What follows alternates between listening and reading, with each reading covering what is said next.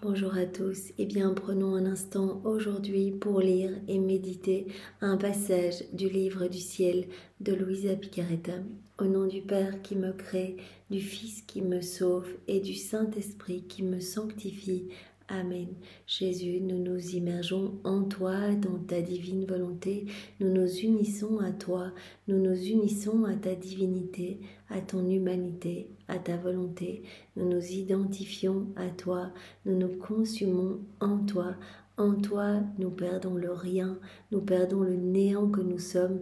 Nous fusionnons nos volontés dans la tienne, nous les fondons dans la tienne. Nous te faisons l'offrande de nos volontés pour que tu t'en serves comme champ d'action.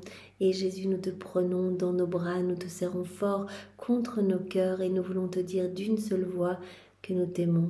Nous voulons te dire que nous avons besoin de toi, que tu es notre roi, notre chéri, notre amour, notre bien, notre tout, et que nous souhaitons que tu t'établisses dans nos cœurs, que tu sois le roi de nos cœurs, que tu fasses tout en nous, Seigneur. Nous te remettons les commandes, les rênes de nos existences, pour que ce soit toi qui opères en nous jusqu'à nos derniers souffles, que ce soit ta divine volonté qui soit opérante et agissante à partir de chacune de nos humanités, que nos actes ne soient plus des actes humains, mais que tous faits par toi, ils soient divins, éternels, remplis de l'infini, que chacun de ces actes t'apporte une gloire parfaite, un amour parfait, une adoration parfaite. Nous voulons que nos vies deviennent des sources de réjouissance pour toi.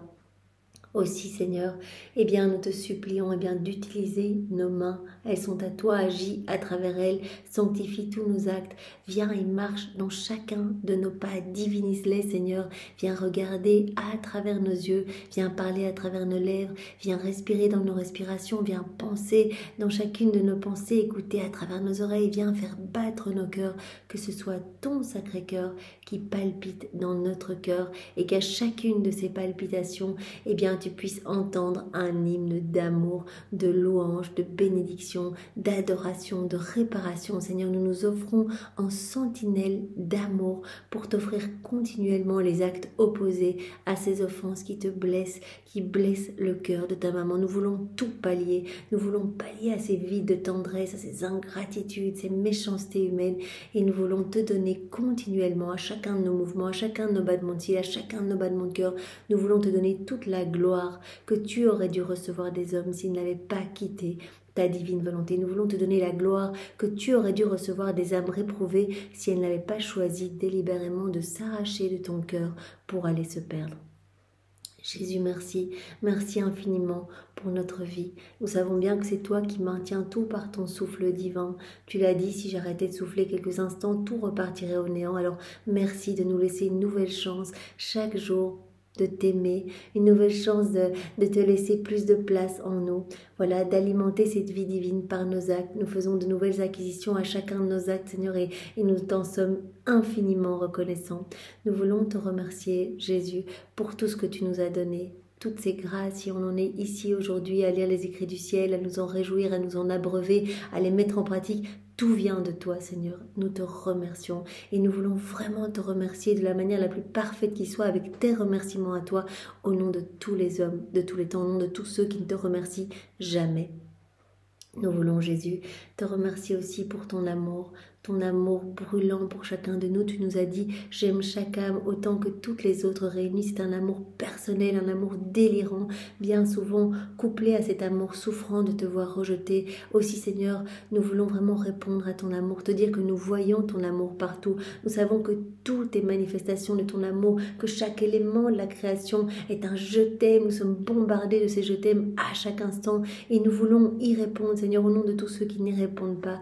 Nous voulons unir notre amour à la perfection du tien, à l'amour de ta maman, l'amour du Père, l'amour de l'Esprit Saint, l'amour trinitaire, à ce paquet d'amour. Nous voulons ajouter tous les actes d'amour de tous les saints, de tous les temps, et nous voulons placer cela sur chaque feuille, chaque tige, chaque herbe, chaque brindille, chaque arbre, chaque arbuste, chaque plante, chaque fleur, chaque semence que ces semences vont produire, dans la terre, tout ce que la terre comprend, dans chaque molécule d'air, sur chaque particule de lumière, sur le soleil, ses rayons, ce que ces rayons vont toucher, dans l'immensité des cieux, sur les nuages, les planètes, les galaxies, la lune, les étoiles, leurs sentiments, les insectes, les bestioles, les animaux, sur chaque corail, chaque coquillage, chaque grain de poussière, chaque grain de sable dans les plaines, les vallées, les montagnes, sur chaque flocon de neige. On inonde l'espace, on inonde toute la création de notre amour pour toi, Seigneur. On répond à ton amour et on te dit partout que vienne, Seigneur, le royaume de ta divine volonté, que toutes les âmes puissent être sauvées, que tous les pécheurs obstinés puissent se convertir, revenir à toi, que tu puisses reprendre cette place d'honneur au milieu de tes enfants, Seigneur. Nous voulons encore parcourir rapidement l'œuvre de la rédemption. Depuis la seconde 1 de ton incarnation jusqu'à ta mort, Seigneur, nous voulons te suivre partout. Nous voulons te consoler, nous voulons nous unir à toi, nous voulons nous unir à ta maman, nous voulons vous suivre et vous inonder de notre tendresse dans tout ce que vous voyez, sentez, buvez, mangez, respirez, portez, regardez sur les personnes autour de vous, sur chaque lèvre, chaque battement de cœur, chaque mouvement. Nous vous disons, on vous aime, on veut rester avec vous. Merci, nous vous bénissons, nous vous louons. Nous voulons également demander partout, bien sûr, l'établissement du royaume de ta divine volonté. Et nous voulons aussi, reprendre ton amour, Jésus. Nous pouvons le faire dans la divine volonté, on est propriétaire de tout. Nous reprenons tous tes actes d'amour, tout ton amour, l'amour de ta maman, vos pas, vos mouvements, vos battements de cils. Nous reprenons, vos réparations, vos prières, vos peines, vos souffrances, vos joies. On reprend tout, on ajoute nos je t'aime et nous offrons tout au pied de la majesté suprême, au Père, pour lui demander l'établissement du royaume de ta divine volonté. Tu vois combien on y aspire, Seigneur. On se rend bien compte que quand ce royaume sera établi sur la terre, tous les hommes vont être heureux. Il n'y aura plus de crainte, plus de vices, plus de maux, plus d'iniquité. Vraiment, tous les hommes reprendront cette place d'enfants de lumière. C'est ce que nous voulons, Seigneur. C'est pour cela qu'on se sert de tout pour demander l'avènement de ce royaume. Nous voulons encore, Seigneur, parcourir tous les sacrements puisque tu as dit j'attends dans toutes mes œuvres votre petite visite. J'attends que vous veniez unir vos actes aux actes de la divine volonté, que vous veniez lui tenir compagnie. Je suis la divine volonté, je vous attends. J'attends vos je t'aime partout, j'attends votre retour d'amour, votre correspondance d'amour. Alors nous sommes là et nous plaçons ce même paquet d'amour que nous avons placé partout dans l'œuvre de la création, partout dans l'œuvre de la rédemption.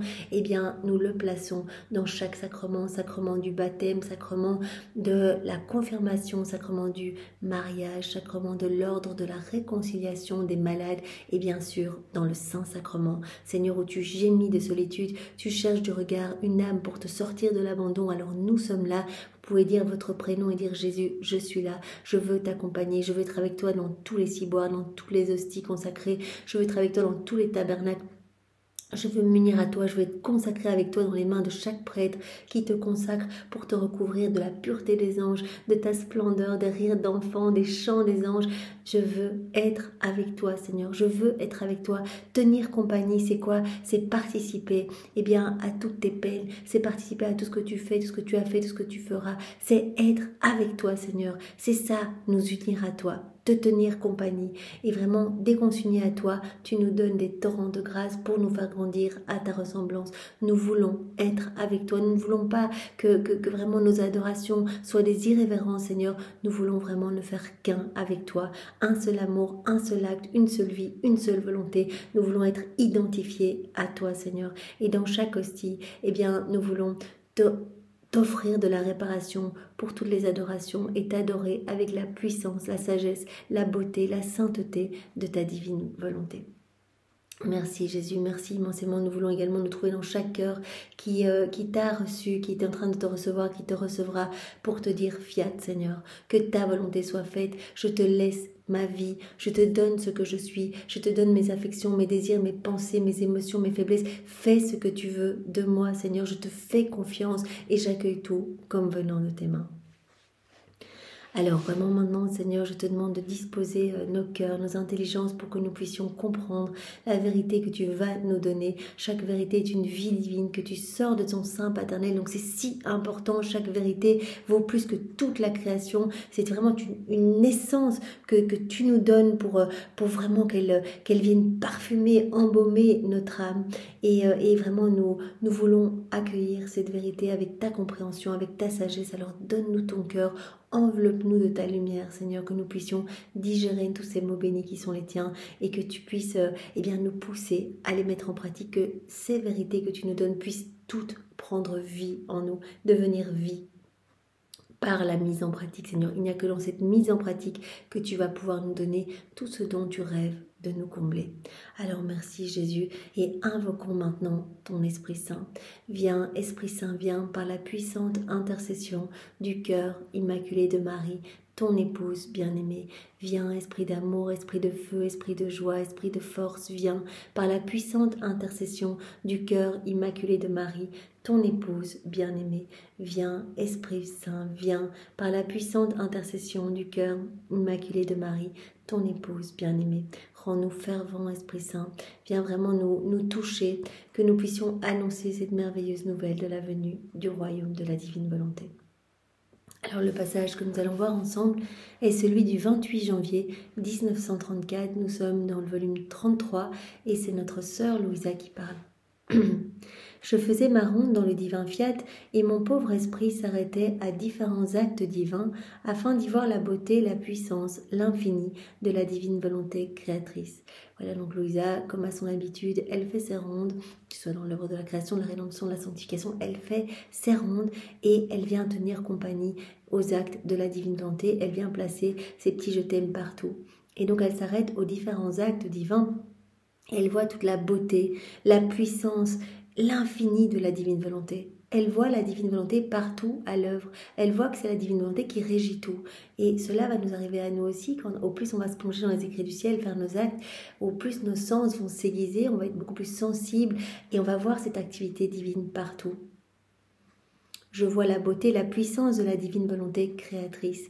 Il semble que toutes les suprêmes qualités étaient exposées dans toute la création afin d'aimer les créatures, de se faire connaître, de s'unir à elles et de les emmener jusque dans le sein du Créateur, d'où sont sorties toutes choses.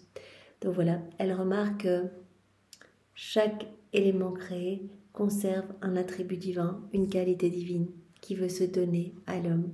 Nous savons bien, la divine volonté régit tout, et elle conserve un attribut divin dans chaque élément. Donc par exemple, voilà, dans le soleil, voilà, la luminosité du soleil, eh bien, c'est la lumière divine. Dans le vent, c'est la force divine. La terre, eh bien, va contenir l'humilité de Dieu, etc. Et quand nous faisons nos rondes, que nous nous unissons, par exemple, je m'unis voilà, à la douceur de cette petite brise, je m'unis à la divine volonté qui travaille dans cette petite brise de vent, je vais recevoir cette douceur divine. Je m'unis, je reçois. Mais tous les attributs divins eh bien, sont cachés dans la création. Les qualités divines sont cachées un peu partout, comme Louisa le remarque. Les suprêmes qualités divines sont exposées dans toute la création afin d'aimer les créatures, de se faire connaître, de s'unir à elles et de les emmener jusque dans le sein du Créateur d'où sont sorties toutes choses. Donc ces suprêmes qualités sont là pour se donner à la créature. Donc dès qu'on va s'unir, placer nos petits je t'aime partout, accompagner la divine volonté, suivre ses actes, on va unir nos actes aux siens pour que nos actes et les siens ne fassent qu'un. Directement, on va recevoir ces attributs divins, ces qualités divines. Donc elles sont là pour se faire connaître, pour qu'elle puisse révéler Dieu en fait. Voilà, on observe et tout est une leçon de la divine volonté autour de nous. Et pour nous amener eh bien, à grandir en intimité avec notre Créateur, nous amener jusque dans le sein eh bien, de notre Père Céleste, de notre Créateur.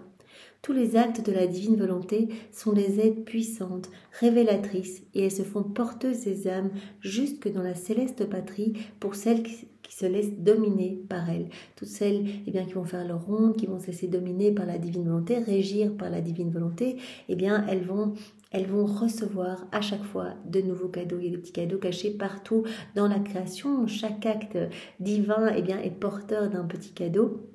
Chaque acte de la divine volonté est porteur d'un petit cadeau, on s'unit, on reçoit. Donc elles sont des aides puissantes. Tous ces actes de la divine volonté sont des aides puissantes, des révélatrices de Dieu en fait. Voilà, on va comprendre mieux Dieu en observant autour de nous, par exemple, les éléments créés.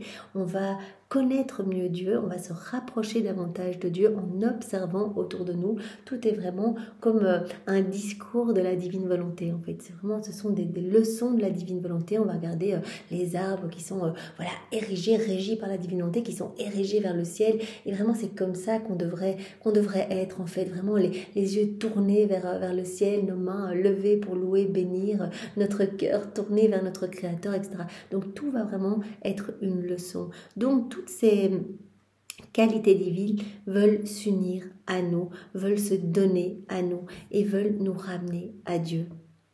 Tous les actes de la divine volonté vont être des aides puissantes, des révélatrices de Dieu, et elles vont se faire porteuses de l'âme jusque dans la céleste patrie pour celles qui se laissent dominer par la divine volonté. Je m'arrêtais au point où le divin fiat accomplit l'acte solennel de la création de l'homme, et mon bien-aimé Jésus me surprit en disant, donc voilà, elle fait sa petite ronde au moment de la création de l'homme. Ma bienheureuse fille, arrête-toi avec nous pour regarder la maîtrise, la somptuosité, la noblesse, la puissance et la beauté avec lesquelles l'homme fut créé. Voilà, elle peut admirer, elle peut voir la beauté de la création de l'homme, la maîtrise, le travail divin de la création de l'homme, la noblesse, la puissance et vraiment la somptuosité avec lesquelles l'homme a été créé. Toutes nos divines qualités s'écoulaient dans l'homme. Toutes les divines qualités qui se trouvent présentes partout dans la création pour s'offrir à l'homme, pour que l'homme, en fait, tout a été fait pour que l'homme puisse s'émerveiller tout le temps de l'amour de Dieu, puis se dire, ouais, c'est magnifique, il restait uni à son Créateur.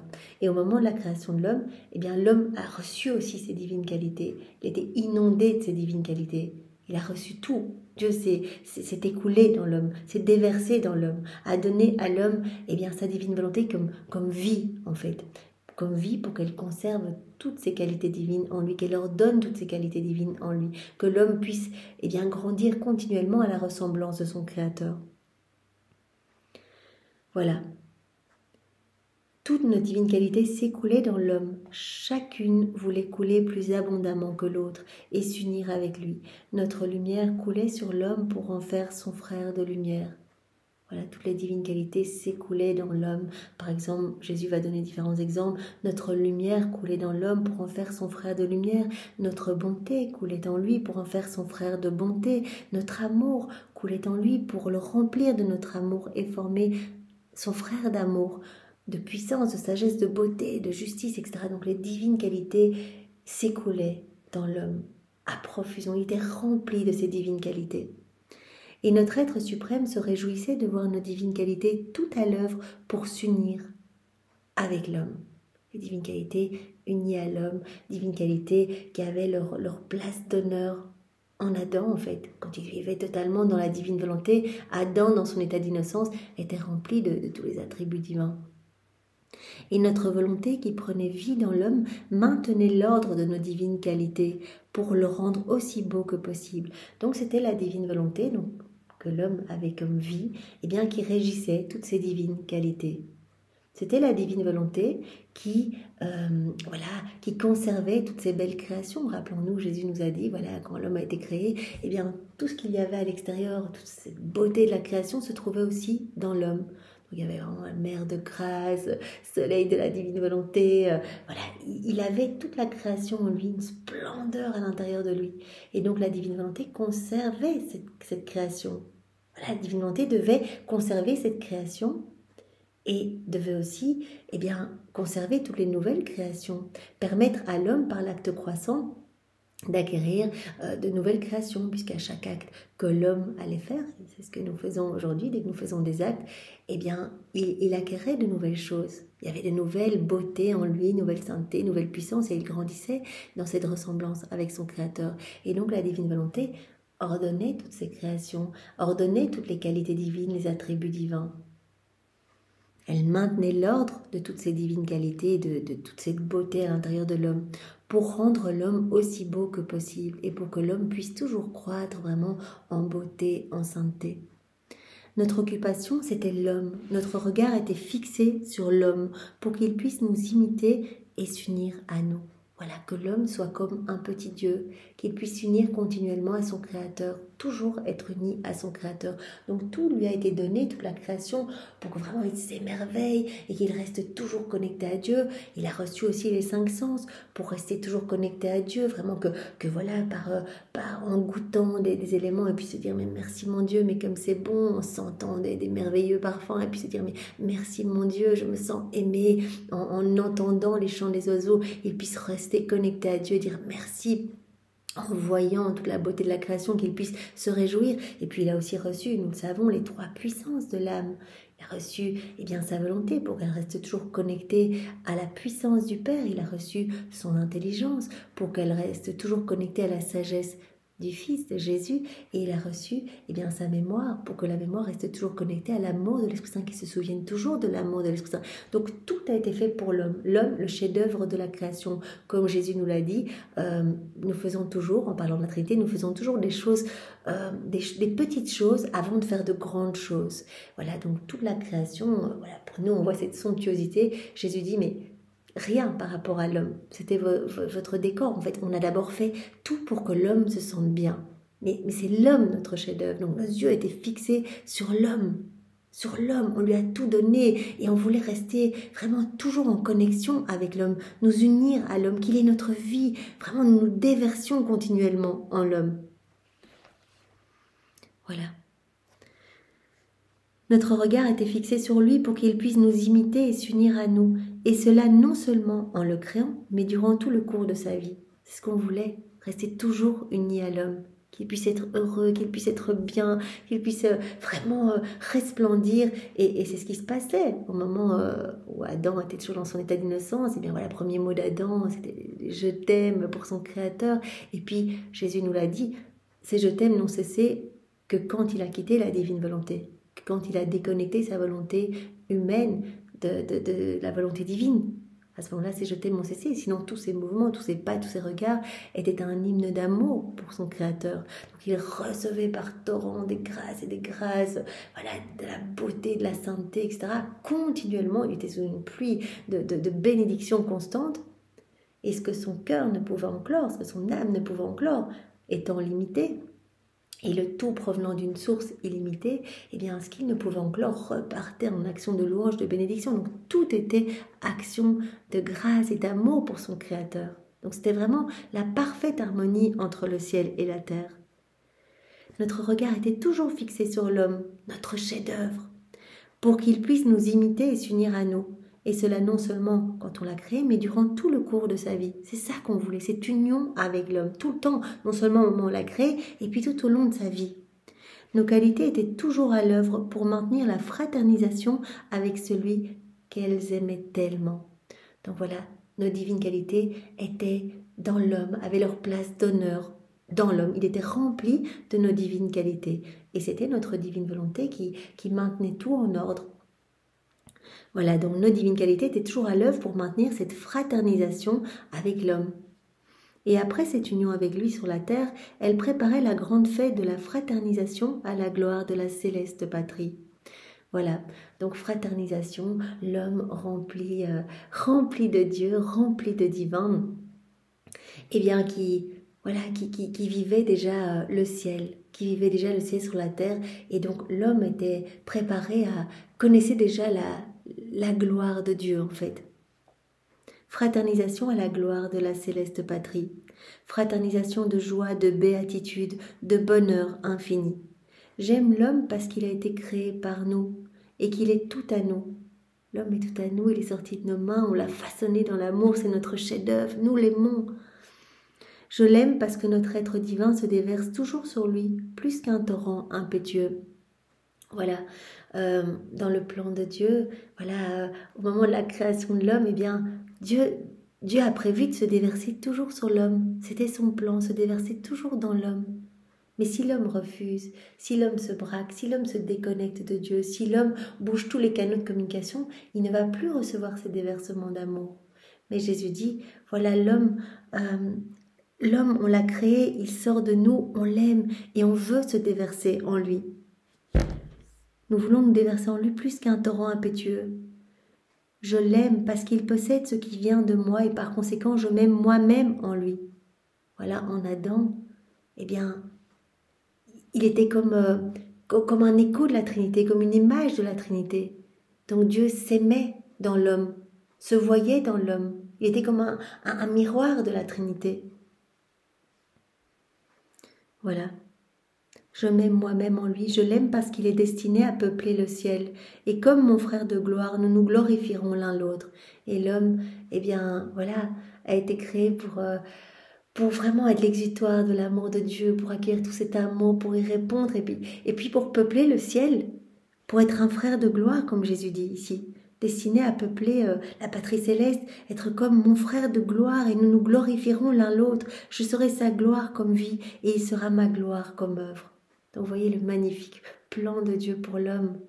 Voilà, qu'on soit rempli de toutes ces qualités divines, avec sa divine volonté comme vie qui maintient tout en ordre, qu'on puisse être vraiment comme un autre petit Dieu sur la terre, qu'on puisse être vraiment complètement unis à la Trinité continuellement, que la Trinité puisse vivre en nous. Et qu'on puisse, eh bien après notre passage sur la terre, quand on va arriver là-haut, nous unir à la gloire de Dieu et vraiment fraterniser là-haut à cette gloire, être frères de gloire et que l'on puisse, Jésus dit, que l'on puisse se glorifier l'un l'autre. Je serai sa gloire comme vie, il sera ma gloire comme œuvre. Si j'aime tellement qu'une créature vive dans ma volonté, c'est parce qu'avec elle, mes divines qualités trouvent leur place d'honneur et qu'elles peuvent maintenir la fraternisation avec la créature. Voilà, donc tout ce plan vraiment l'homme magnifique, l'homme en lien avec son créateur, l'homme un être de lumière, l'homme avec tous les attributs divins en lui, avec cette vie divine, avec toute cette lumière rejaillissant de son humanité. L'homme vraiment, le Fils de Dieu, c'est ça le plan de Dieu pour nous. Et l'homme s'unissant à la gloire de son Créateur, voilà, à son arrivée dans le ciel, étant un frère de gloire. C'est magnifique. Et Jésus dit, c'est pour cela que je veux redonner ce don de la vie dans la divine volonté, pour redonner à l'homme ce qu'il a perdu, pour redonner à l'homme, eh bien, voilà, toute cette beauté originelle, en fait. Voilà. J'aime tellement qu'une créature vive dans ma volonté, c'est parce qu'avec elle, mes divines qualités trouvent leur place d'honneur. Voilà, il n'y a que dans une âme vivant complètement dans la divine volonté que toutes les divines qualités vont pouvoir trouver vraiment leur place, parce qu'elles vont être ordonnées par la divine volonté. Et qu'elles peuvent maintenir la fraternisation avec la créature. Voilà, elles restent bien dans la créature qui est gorgée de Dieu, qui est gorgée de divin, qui est gorgée de toutes ses qualités divines, ses attributs divins. Sans ma volonté dans la créature, elles ne trouvent pas de place, ils ne savent pas où se mettre. Si la créature vit dans sa volonté propre, sa volonté humaine déconnectée de la divine volonté, il n'y a pas la place pour les divines qualités. On est gorgé de nous-mêmes, gorgé des choses du monde, tout est sombre, tout est laid, à chaque acte que l'on fait dans nos volontés propres, on rajoute une petite pelletée de terre, etc. On étouffe la vie divine en nous. La divine volonté ne peut pas se déployer, elle est comme enchaînée, rendue esclave de nos volontés propres, et donc les divines qualités ne savent pas se déployer en nous. Il n'y a pas la place, elles ne trouvent pas leur place d'honneur. Et comme Jésus le dit ici, la fraternisation est brisée. Ils ne savent pas fraterniser avec la créature. Et ma vie est étouffée, ça on le sait. La divine volonté, elle est sur la croix quand on agit dans nos volontés propres. Elle est dans le râle de l'agonie. Et on étouffe cette vie divine. Et à la place, on la demande, c'est cette vie de péché. Donc c'est trop triste. On a le choix. Soit on agit dans la divine volonté, on alimente cette vie divine, cette vie de lumière, cette vie de sainteté, cette vie de beauté, la vie du divin fiat en nous. Tout est magnifique et on va être gorgé de toutes les divines qualités, etc. Ou alors on agit seul et c'est la catastrophe. Alors on gorge notre âme de noirceur, de ténèbres, etc. Et on peut bien se dire que chaque acte qui est fait dans nos volontés propres, déconnecté de la divine volonté, nous attend au purgatoire. Voilà, les anges prennent cet acte qui a été fait et ils empruntent des chemins tortueux et cet acte attend la confirmation. Donc devrait être refait au purgatoire. Voilà, puisqu'il est vide de l'infini, il devrait être rempli par les flammes purgatives, il devrait être purifié, il devrait être rempli d'amour. On ne pourra s'unir à Dieu que quand on sera pur amour, pure lumière. Donc on a cette chance ici de pouvoir déjà vivre la vie des bienheureux ici-bas, de pouvoir à chaque instant, laisser Dieu agir en nous, laisser Dieu remplir nos actes de l'infini. C'est ça qui se passe. Nos actes sont remplis de divin. Ils sont vidés de ce qu'il y a d'humain pour être remplis de divin.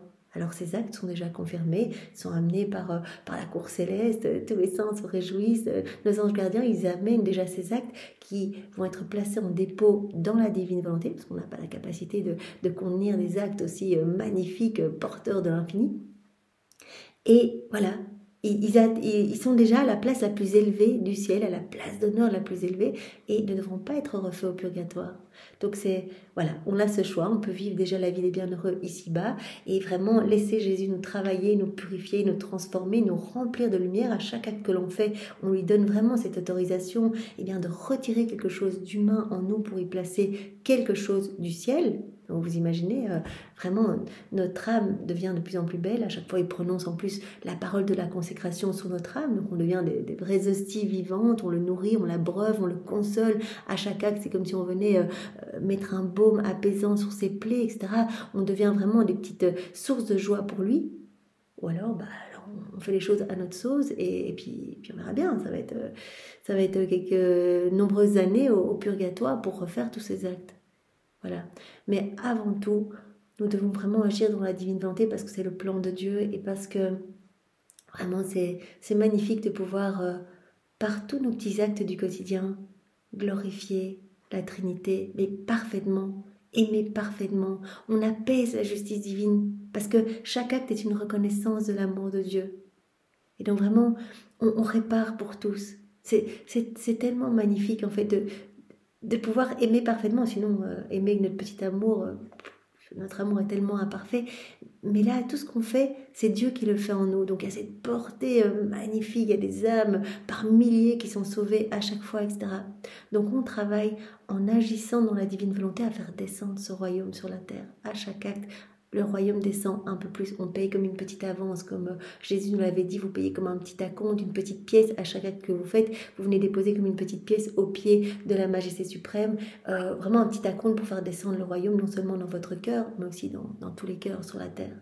Donc vraiment le monde devient meilleur à chaque fois qu'on fait un acte dans la divine volonté, des âmes se disposent à accueillir ce don, c'est-à-dire les âmes reviennent à l'église, vont se repentir, se confesser, d'autres vont découvrir les écrits du ciel, d'autres vont s'essayer à leurs premiers actes, d'autres vont recevoir des grâces de voir la Vierge Marie ou des charismes, etc. Donc vraiment, il y a des choses qui se passent dans tous les cœurs, partout, sur la terre et dans le ciel aussi. Donc c'est très très beau. Donc il n'y a que dans l'âme qui vit dans la divine volonté que tout va être ordonné, parce que la Trinité s'installe et Dieu est ordre. Et que toutes les divines qualités vont vraiment trouver leur place d'honneur et vont être vraiment ordonnées dans la créature. Ma fille, quel changement mortel lorsque la créature se retire de ma volonté. Je ne retrouve plus mon image ni ma vie qui grandit en elle. On vit dans nos volontés propres, on étouffe cette vie divine, c'est la catastrophe. On n'est plus du tout semblable à Dieu en fait. On perd cette ressemblance. Voilà, on s'enlaidit de plus en plus en fait. Jésus a dit, si vous vivez dans la divine volonté, vous allez regagner cette ressemblance parce que la ressemblance se manifeste dans l'agir, dans l'action. Quand vous me laissez agir en vous, vous allez grandir dans cette sainteté divine. Voilà, mais dans l'âme qui vit dans sa volonté propre, je ne retrouve plus mon image ni ma vie, qui est complètement étouffée, cette vie divine est complètement étouffée. Je ne retrouve plus ma vie qui grandit en elle. Elle est étouffée, elle ne grandit plus. Mes qualités ont honte de s'unir à elle, parce que lorsque le vouloir humain est séparé du divin, tout est dérangé, tout devient figé. C'est la catastrophe, c'est le chaos, il fait noir, il fait sombre, voilà. Et donc, les divines qualités ne trouvent plus leur place d'honneur. Elles ont honte de s'unir à la créature, donc elles ne remplissent pas la créature. On est rempli de nos mauvaises tendances, on est rempli de nos péchés, on n'est pas rempli des divines qualités et de la lumière de Dieu. Par conséquent, prends bien soin de ne pas sortir de ma volonté. Avec elle, tu seras uni avec tout ce qui est saint. Tu vas te retrouver dans l'unité du divin vouloir, l'unité du divin fiat, avec chaque élément de la création, on le sait. Voilà, Adam, il était dans cette unité, tous les éléments le reconnaissaient, puisque la divine volonté régissait tous ses actes, tous ses mouvements, tous ses pas, et la divine volonté régissait les éléments de la création, la création le reconnaissait. Donc il était vraiment dans cette unité, il avait un peu chaud, le vent venait lui caresser le visage, il avait froid, le soleil intense intensifier ses rayons, il se couchait, les petits oiseaux venaient chanter autour de lui, etc. Donc il était dans cette parfaite unité, bien sûr, avec la Trinité également, avec tout le ciel. Donc vraiment, nous allons retrouver en vivant dans la divine volonté cette place qu'avait Adam dans son état d'innocence. On va se retrouver unis à tout ce qui est saint, connectés à toutes les choses du ciel, connectés à toutes les œuvres divines. Jésus d'ailleurs nous a dit « Je vous prendrai partout avec moi, vous allez être inséparables de moi, je vais vous couler dans toutes mes œuvres, etc. » Tu seras la sœur de toutes nos œuvres. Tu seras la sœur. Et comme Jésus nous le disait il y a quelques jours, l'âme qui vit dans la divine volonté, elle a retrouvé la création. A contrario, l'âme qui vit dans sa volonté propre, elle a perdu de la création, il n'y a personne qui l'aide, elle est connectée à personne, tous ses sens sont obstrués, elle ne voit pas l'amour de Dieu, elle avance à tâtons, elle se gorge de ténèbres, elle chute dans toutes les embûches du démon, etc. Tandis que l'âme qui vit dans la divine volonté, elle a retrouvé de la création, ça veut dire la sœur, l'amie, la fille de tous les saints, de tous les anges, de toutes les œuvres divines, etc. Elle reçoit des grâces de tous. D'ailleurs, Marie le disait dans un autre passage, venez tous, il y a quelqu'un de notre famille qui nous appelle. Quand on fait un acte, Marie appelle tous les saints, tous les anges gardiens, etc. pour venir se déverser dans notre acte, pour que notre acte soit complet, parfait, qu'on prenne absolument tout et puisse apporter une gloire parfaite à la Trinité. Quelqu'un de notre famille, donc on fait vraiment partie de cette famille céleste, on fait partie vraiment de cette grande de cette grande unité en fait. Nous devenons un acte de la divine volonté. Voilà, nous sommes dans cette unité du divin vouloir avec absolument tout. Donc on revient dans cette douce harmonie. Jésus nous attend. Donc reste bien dans la divine volonté, tu vas être uni à tout ce qui est saint, tu vas être gorgé de sainteté, de lumière, voilà, de toutes nos qualités divines, etc. Tu seras la sœur de toutes nos œuvres et tu auras en ton pouvoir ton Jésus lui-même. Et moi, je serai en toi, l'âme qui vit dans la divine volonté. Elle attire la Trinité. On l'a vu comme un aimant. La Trinité s'installe, une présence réelle. La Trinité opère à partir de cette âme de la même façon que si elle opérait du ciel. Donc, on va prendre des décisions concernant des âmes, concernant la justice divine, etc. La Trinité est là. Tu auras Jésus en ton pouvoir. Je ne pourrai rien te refuser. On sera inséparables. Voilà, quand je t'entendrai prier, j'entendrai mes propres prières, je ne pourrai rien te refuser. Tu auras Jésus en ton pouvoir. Parce que à chaque acte que tu fais, tu laisses plus de place à la divine volonté qui s'étend de plus en plus.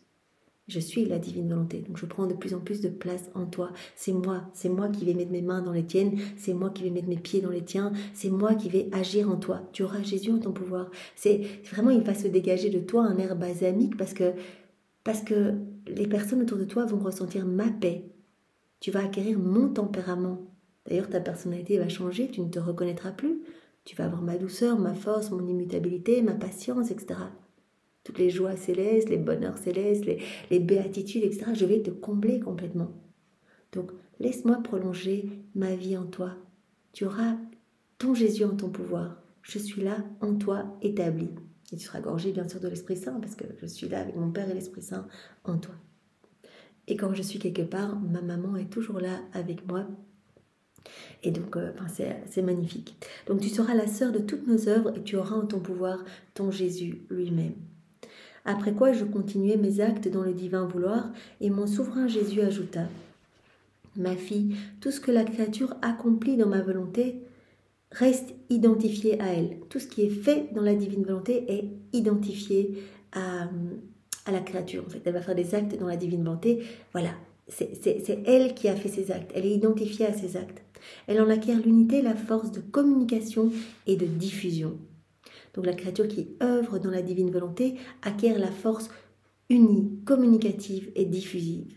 Tout ce qu'elle va faire va avoir une portée illimitée, intemporelle, universelle. Ce qu'elle va faire va toucher des milliers d'âmes. En laissant Jésus agir à travers son humanité, Seigneur, je fais ma vaisselle dans la divine volonté, je balaye, je marche, je mange, je prends ma douche dans la divine volonté, des actes vraiment du quotidien. Jésus ne nous appelle pas à des grandes choses. Il a juste dit, faites ce que vous devez faire dans votre quotidien. Je vous ai appelé à un endroit, si vous êtes mère de famille, c'est ça votre rôle. Faites-le, mais faites-le avec moi.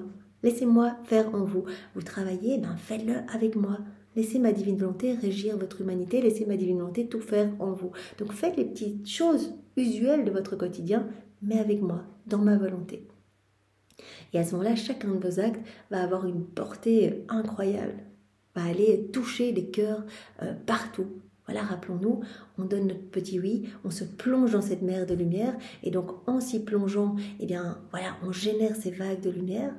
Donc on se plonge dans la mer de la divine volonté, cela crée des vagues. Ces vagues vont apporter une gloire à la Trinité, vont apporter une gloire accidentelle aux saints, aux bienheureux, vont apporter un rafraîchissement aux âmes du purgatoire, vont apporter un renouvellement, un rafraîchissement à toute la création, vont apporter des bienfaits, des biens à toutes les âmes de tous les temps.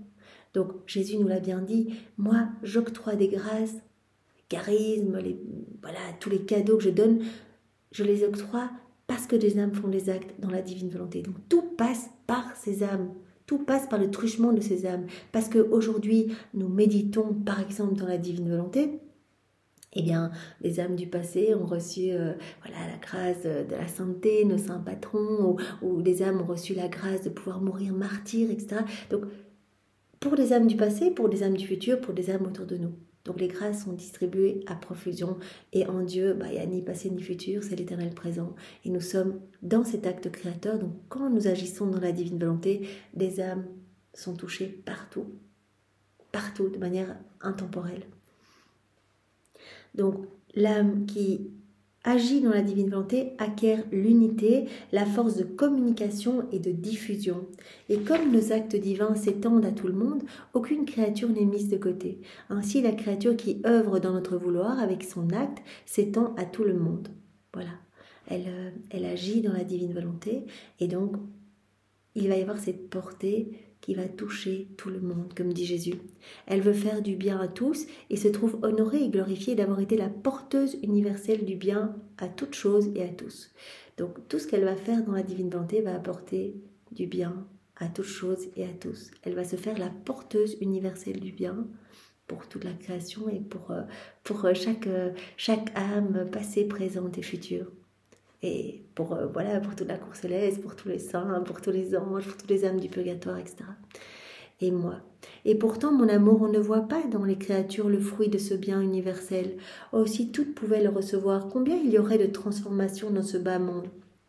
Se dit avec tous les actes que j'ai faits, Jésus, tu me dis qu'à chaque acte que je fais, il y a vraiment des grâces qui sont distribuées à profusion dans tous les cœurs, une lumière qui vient illuminer chaque âme, etc.